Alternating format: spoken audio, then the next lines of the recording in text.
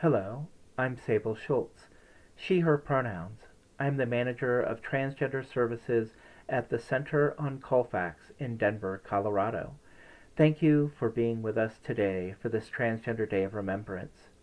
Transgender Day of Remembrance is an important day for our community. It is a time for us to gather and mourn the passing of those whose lives were lost due to violence which most heavily impacts the lives of black and brown trans women, and highlights the intersections of transphobia, sexism, racism, and classism at play in our society. But it is more than a day about loss. It is also a time for us to come together as a community, to reaffirm our commitments to standing proud, being true to who we are, and living our authentic lives. It is a day to connect with our allies and for our friends, family, significant others, and allies to reaffirm their support. This year has been particularly challenging for our community. Not only have we seen another upswing in violence targeting transgender and gender diverse people, we are experiencing the impact of a pandemic and added levels of isolation as many of our community spaces have had to limit gathering sizes or stop gatherings altogether.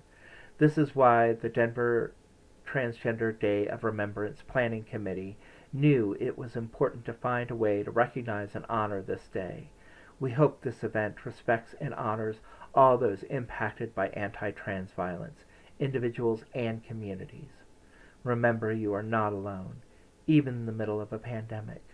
Organizations such as the Transgender Center of the Rockies and the Center on Colfax have online support groups and resources.